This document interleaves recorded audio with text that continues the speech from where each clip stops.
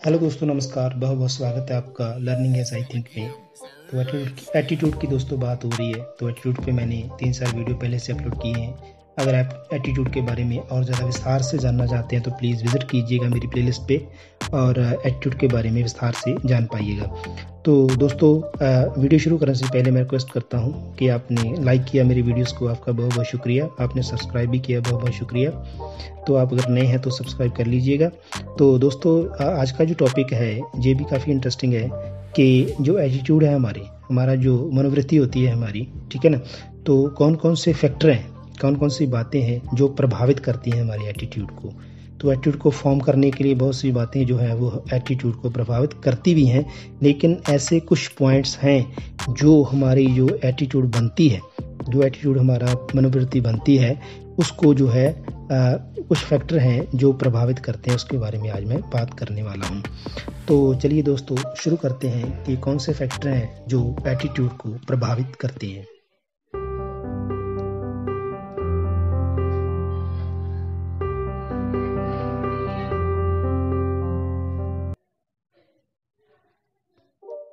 तो दोस्तों, जैसे आप जानते हैं कि एटीट्यूड जब फॉर्म होता है, एटीट्यूड जब बनता है हमारा, तो जहाँ तो हमारे एक्सपीरियंसेस से बनता है, तजुर्बों से बनता है, जहाँ हमने जो भी लर्निंग की है लाइफ में, उससे जो है वो भी एक्सपीरियंस ही कहलाते हैं, नो डाउट। उनसे जो है हमारा जो एटीट्यूड है फॉर्म होता है। तो दूसरी तरफ हेरिडिटी है हमारी। तो हमें जो भी हमें हमारे फादर से मिलता है, माँ बाप से मिलता है, जो भी हमारी हिस्ट्री में फैमिली से मिलता है, वो भी एक बहुत बड़ी बात होती है एटीट्यूड को फॉर्म करने में। तो एटीट्यूड ज़रूरी भी है दोस्तों, क्योंकि एटीट्यूड ना होने की वजह से हम एनवायरनमेंट में एडजस्ट नहीं हो पाते। एनवायरनमेंट में है जो ज़्यादा देर तक टिक नहीं पाते और हमें लोगों के साथ सम्मिलित होने में काफ़ी मुश्किल पेश आती है। तो एजुकेशन सिस्टम में भी, एजुकेशन प्रोसेस में भी एटीट्यूड का होना बहुत ज़रूरी है, कि एक पॉजिटिव एटीट्यूड का होना ज़रूरी है, ताकि जो हमारी लर्निंग है इफेक्टिव हो सके। तो दोस्तों, जान लेते हैं कि कौन कौन से फैक्टर हैं जो प्रभावित करते हैं हमारे एटीट्यूड को। तो एक तरह तो हमारे दोस्तों दो तरह के फैक्टर मैंने चुने हैं। एक तो हमारे होते हैं इंडिविजुअल फैक्टर, जो हम खुद ही से रिलेटेड होते हैं, हमसे और हमारे अंदर से। तो दूसरी तरह के फैक्टर जो होते हैं एनवायरमेंटल फैक्टर होते हैं। तो आज जो इस वीडियो में मैं बात करने वाला हूँ कि जो हमारे इंडिविजुअल फैक्टर होते हैं, हमारे खुद से जुड़े हुए फैक्टर होते हैं, वो कौन कौन से होते हैं। तो चलिए बात करते हैं। सबसे पहले फैक्टर की बात कर लेते हैं। तो सबसे पहले बात कर लेते हैं हमारी जो फिजिकल ग्रोथ होती है दोस्तों, और डेवलपमेंट होती है, वो एक ऐसा फैक्टर है जो हमारे एटीट्यूड को काफ़ी प्रभावित करता है। जब भी हम ग्रो होते हैं, ठीक है ना, तो हमारा एटीट्यूड भी साथ साथ ग्रो होता है। तो जैसी हमारी फिजिकल स्ट्रेंथ होगी, जैसा हमारा फिजिकल स्ट्रक्चर होगा, जैसा हमारा फिजिक होगा, वैसा ही एटीट्यूड भी असर करता है, वैसा ही एटीट्यूड उतने लेवल का ही बन पाता है। जैसी हमारी हेल्थ होगी, जैसी हमारी जो है अंदर से मजबूती होगी शरीर की, बाहर से भी, तो वैसा ही हमारा एटीट्यूड भी काम करता है। तो वैसे ही हमारी इमोशंस बनते हैं, वैसा ही हमारा सोशल एडजस्टमेंट होता है। और ऐसे ही हम जब कमज़ोर होते हैं शारीरिक तौर पे, फिजिकल तौर पे, तो हमारा सोशल एडजस्टमेंट नहीं हो पाता और हम किसी भी फील्ड में कामयाब नहीं हो पाते, तो हमारा एटीट्यूड भी वीक ही रहता है।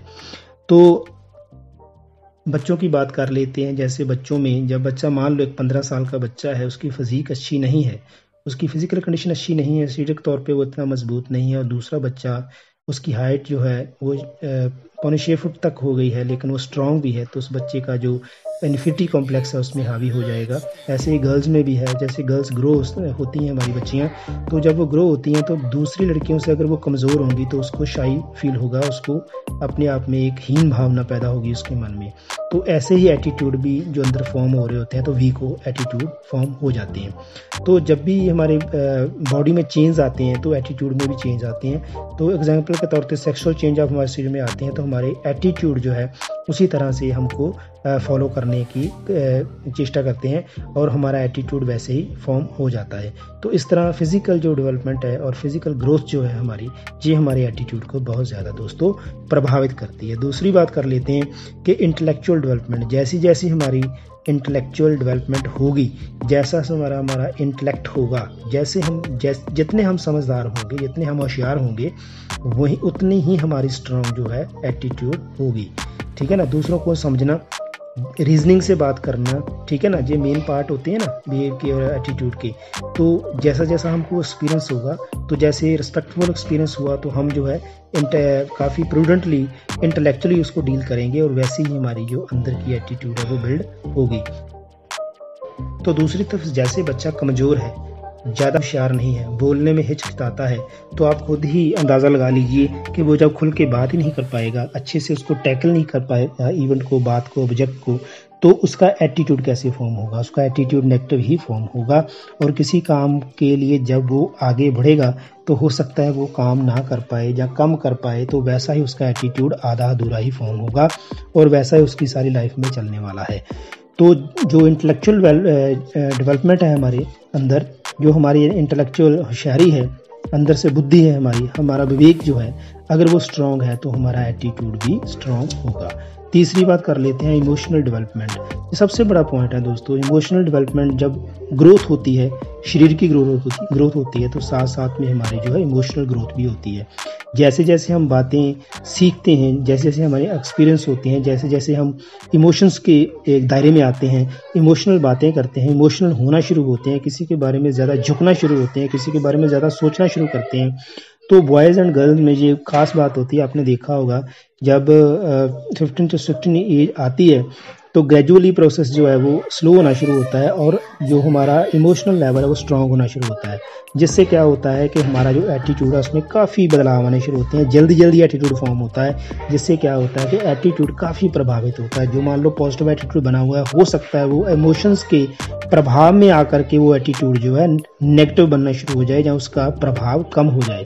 तो ये बहुत ध्यान देने वाली बात है, एक शिक्षक के लिए भी, एक पेरेंट्स के लिए, लर्नर के लिए, और जो गाइडेंस एंड काउंसलिंग करते हैं हमारी, उनके लिए भी, कि जब भी इंस्टीट्यूशन में, घर में, फैमिली में हम बच्चों से डील करते हैं, इमोशनली उनको कभी भी डिग्रेड मत कीजिएगा, इमोशनली उनको कभी डिससेटिस्फाई मत कीजिएगा, उनकी तृष्णा शांत कीजिएगा, उनकी बातों को सुनिएगा, तो उनका एटीट्यूड जो है वो पॉजिटिव बनना शुरू होगा, पॉजिटिव ही बनेगा। तो इमोशनल डेवलपमेंट जो है जितनी स्ट्रांग होगी बच्चे की, उतना ही उसका स्ट्रांग जो एटीट्यूड है वो बिल्ड होगा। चौथी बात कर लेते हैं सोशल डेवलपमेंट। जो हमारे एटीट्यूड होते हैं, हर आदमी के एटीट्यूड अलग अलग होते हैं, और बहुत सारे एटीट्यूड भी हो सकते हैं, जैसे मैंने पिछले वीडियो में भी आपको बताया था। तो एटीट्यूड हम अकेले काम नहीं करते दोस्तों, ये एटीट्यूड हमेशा सोशली काम करते हैं, हमारे ग्रुप्स में काम करते हैं। फैमिली में सबसे छोटी जो सोशल ग्रुप होता है हमारा फैमिली होती है, तो फैमिली से शुरू होते हैं और पीयर ग्रुप्स में चलते हैं, दोस्तों में चलते हैं, परिवार में चलते हैं, अपनी रिश्तेदारी में चलते हैं, हमारे नेबरहुड में चलते हैं, फिर आहिस्ता आहिस्ता हमारी जो लोकेलिटी है उसमें चलते हैं, फिर स्टेट में चलते हैं, डिस्ट्रिक्ट में चलते हैं, तो ऐसे बढ़ते चले जाते हैं।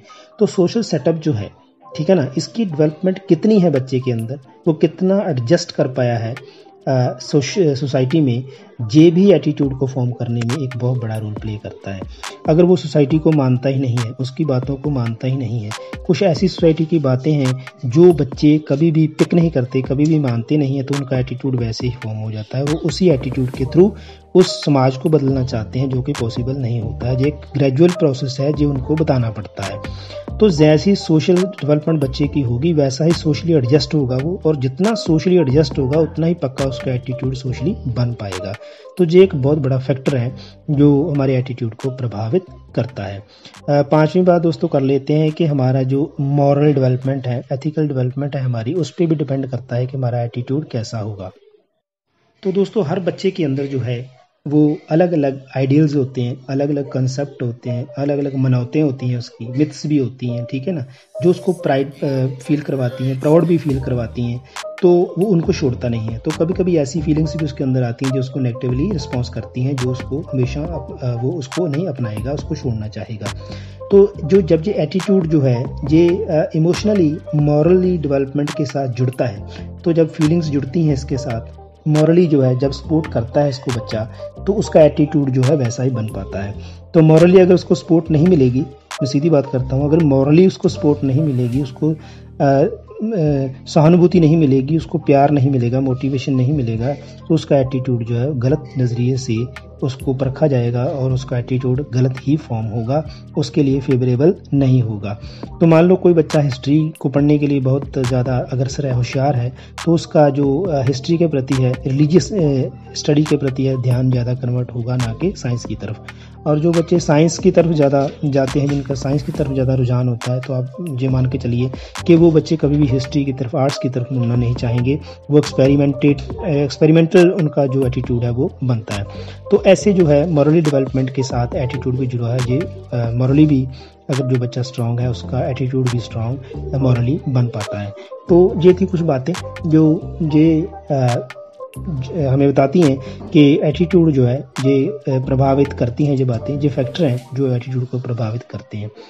तो मैं ये मान के चलता हूँ कि आपको ये मेरी बातें अच्छी लगी।